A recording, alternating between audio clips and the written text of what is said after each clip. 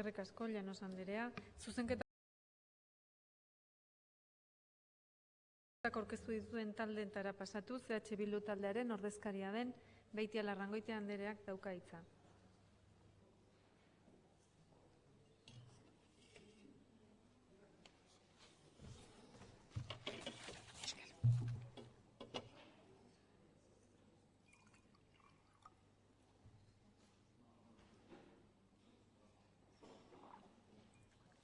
Mila esker, arratsalde on denoi.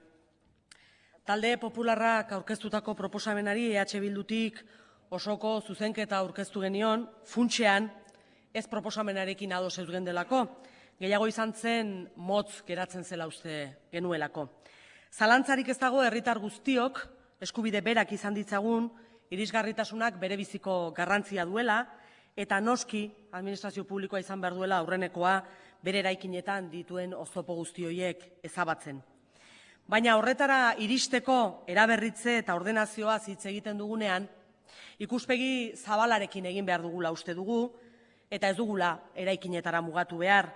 Irisgarritasuna eta mugikortasuna bere osotasunean hartzea beharrezkoa dela, aintzat hartzea bai espazioaren kalitatea, humanizazioa, paisaia, kolektibidadearen indartzea eta abar eta beste hainbat kontu. Alegia, irisgarritasunarekin batera beharrezkoa da irizpide energetikoak, ikuspegi soziala eta ekonomikoa ere kontuan hartzea. Edonola ere, hasierako proposamena gehiago eraikinetara bideratzen dela ikusita gu ere horri begira jarri gara, eta horretara mugatzen baldin bagara ere, hasierako proposamenarekin egiten dena baino helburu zabalagoa hartu dugu guk ere. Beti ere errehabilitazio integrala bilatuz eta ez partziala. Eta hori horrela, beharrezkoa jotzen dugu eraikinak birgaitu eta hiria berroneratzeko plana berritzea, esparru honetan pauso erabakiagarriak eman daitezen eta ikuspegi orokor batetik egin dadila lan hori. Baina araudia gure ustez bildu behar ditu bai irisgarritasuna zein efizientzia energetikoa hobetzeko helburuak eta bitartekoak, bietako bat kanpoan utzita erdizkako berrikuntza litzatekelako gure ustez. Lehen ere bien inguruko planik izan bada, baina etorkizunean are indarra handiagoz saiatu beharko genuke, eta horregaitik naizta gauza batean zentratu den beste ere guk sartu nahi izan dugu, 2020ko bigarren horretan behintzat helburu orokor bat beteko badugu, alegia energia kontsumoa 20% gutxitzeko helburu alegia, eta jakitun gainera eraikinak horretan zentratu garenez, eraikinak direla kontsumo osoaren 40% daramatenak arrazoi ezberdinengatik. Gauza jakina da, eraikin asko direla zaharrak, egia da, irisgarritasun gabezi handiak dituzte, beraz, hauek nola gainditu, pentsatu eta gauzatu egin behar da, baina ia maila berean esan genezake eraikin berberak, efizientzia energetiko hori lortzeko oso urrun daudela, bai isolamenduari, eraikinen itxiturei dagokienez. Zaharrak eta ez hain zaharrak diren eraikinetan, azken Europako zuzentarauak diona betetzeko zerregin handia ikusten dugu oraindik, beraz, ez dugu uste bigarren mailan geratu behar duen kontua denik, eta behin plana berritzen hasita, dena bere baitan eskatzea eta helburu bezala jartzea garrantzitsua jotzen genuen. Horregatik eskatzen dugu gure zuzenketaren lehen puntuan bi gauzak aintzat hartzea, eta bigarrengoan eraikinetan, berrietan bezala, berri ez direnetan, energia kontsumoa gutxitzeko neurriak hartzeko sustatze lanak egin eta horretarako laguntzak ematea. Baina hirugarren puntuari berebiziko garrantzia eman nahi diogu ere, izan ere gauza jakina da planak jasoko dituela egin beharrekoak, lortu beharreko helburuak, ondo egiten baldin bada plana behintzat, baina gero horiek gauzatu egin beharko direla. Eraikin publikoen kasuan, administrazioaren ardura zuzena izango da, eta horiek soilik borondateen arabera Llanos andreak zioen bezala, baizik eta nolabait ere obligazio bat ere badelako nola betetzen den ikusi egin beharko da, eta laguntzak beharko dituzte horretarako administrazioek, eta pribatuen kasuan, partikularren kasuan bereziki hortan zentratu nahi izan duzulako, hor nabarmena da beste arazo batzuk ere agertzen direla. Eta gure ustez, talde popularrak egin duen bezala proposamena edo planteatu duen bezala, ondorioa izango litzateke bitarteko nahikoa ez izan da ere, edo kasu horretan egon daitezken jabeak egon da ere, derrigortasun hitzak nire ustez garrantzia berezia duen proposamenean, derrigor bere gain hartu beharko dituela gastuari aurre egin ezin da ere bere etxean arriskuan ikusteraino.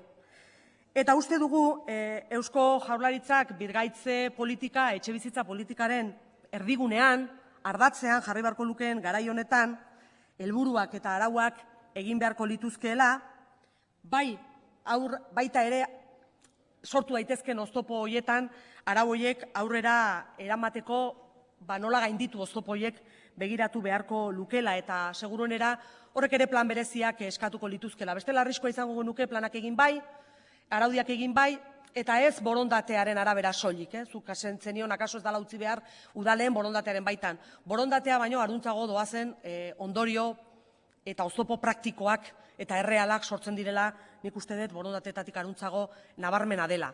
Eta iruditzen zaigu sortu daitezken arazoiek gainditzeari begira horri ere arreta berezia jarri behar zaiola. Zuk aipatu duzu ere, bizilagunen, komunitateen inguruan behar diren gehiengoak askotan oztopo izaten direla, eta egia da, askotan horrela izaten da, eta horiek gainditzeko bitartekoak ere Jaurlaritza jarri beharko lituzke. Arartekoak berak aipatzen du, zuk oinarri bezala erabili duzun arartekoaren txostenak. Nolabait ere hau askotan irisgarritasuna bermatzeko oztopo bat dela esanez, bilatu beharko dugu benetan bermatzeko oztopori nola gainditu. Egin beharreko lanen kostua, hori ordaintzerako momentuan, familia askok arazo ekonomikoak izan ditzakete, eta horietarako bitartekoak ere bermatu behar direla iruditzen zaigu, laguntzak bideratu beharko direla, alegia ez dadila etxea birgaitzea, etxea galtzeko beste arrisku bat gehiago bilakatu, arazo ekonomikoak dituztenekin. Beraz, ez dut horrekin esan nahi hori jarri behar denik irisgarritasun arazoa duenaren gainetik. Kontuan ere ustez ez da mailakatzea eta zeinek daukan, zeinek baino eskubide gehiago. Kontua da, baten beharrak eta bestearenak, baten eta beste errealitatearen elkar bizitza hori nola laguntzen den. Bestela, arriskua daukagulako arauak egin bai, baina gero elkar bizitza hori berriro ere arazo iturri bilakatzekoa. Eta hori gaur egun praktikan gertatzen ari da. Eta eraikin zaharretan sortu daitezken arazo teknikoak ere nik ez nituzke gutxietxiko, bereziki udaletan aritu garenok askotan nozitu dugulako zenbateraino askotan oso zail diren arazo horiek gainditzeko, hainbat kasutan irisgarritasuna bera bermatzea ere ez soilik borondatea ez dagoelako edo gehiengoak ez daudelako, ez praktikan fisikoki ezinezkoa delako ere zail gertatzen direlako, eta ez dadin geratu herritar bat bere etxean bizitzera kondenatua, zen ere ustez hori ekidin behar da, ikusi beharko da nola egiten den hori, eta batzutan akaso pasa beharko du, eta uste dut hainbeste ez dela egiten da pentsatu beharko da, mugikortasun arazoak dituzten herritar hoiei bestelako alternatiba batzuk ematetik, bestelako etxe bizitza batzuk aukeran ematetik, ez bi etxe bizitza izan ditzan, akaso berak daukan etxe bizitza irisgarritasun arazoa ez duenarentzat baliagarri izan daiteke, eta bi helburu aldi berean lortuko genituzke, trukean, bere jabegoa ez den etxe baten erabilpena izan dezake, familia horrek, pertsona horrek,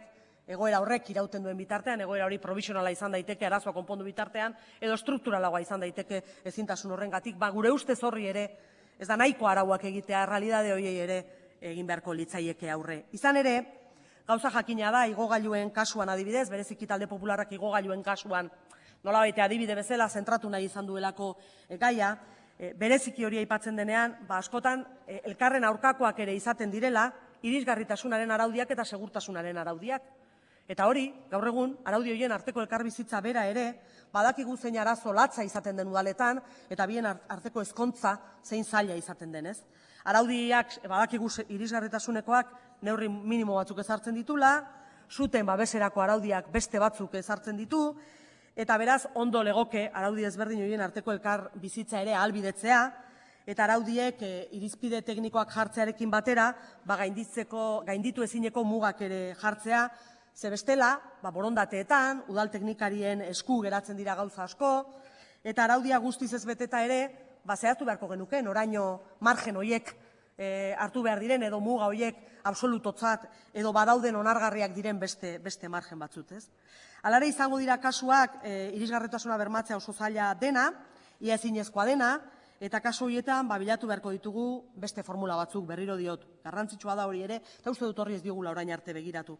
Honela bada, zuzenketaren bidez funtsean defendatu nahi izan duguna ikuspegi integral bada, bestetik papera jasoko duena praktikara eramateak ekarritzakeen arazoak saiesteko bideen beharra azpimarratzea, Ez zaigu iruditzen besterik gabe araudiak betetzeko derrigortasuna dela esan behar denik eta horretara mugatu, sor daitezkeen arazoi bidea eman behar zaiela uste dugu, beste biderik eskaintzen ez bazaie, derrigortasun hori paperean oso ondo, baino arazoak gainditzeko arazoak izango ditugu eta gainera beste berri batzuk sortuko ditugu, eta uste dugu ahalbidetu behar dela gaiak duen garrantziak tamainako araudia jartzea, alegia hori behintzat egoerak eskatzen duela, baina dena aintzat hartuta. Eta bila dezagun gure ustez, herri ingurune erabiltzen duten pertsona guztiek ahalik eta modurik independientenean mugitzeko egin beharreko guztia izan dezatela, pertsona ezberdinen behar ezberdinak aintzat hartuz, baina bidean sor daitezken arazoi iskin egin gabe. Beraz, gure aurkakotasuna proposamenera, baino ez hainbeste esaten denaren kontra gaudelako, baizik eta gure ustez behin hasita gauza gehiago esan behar zirelako. Mila esker. Eskerrik asko.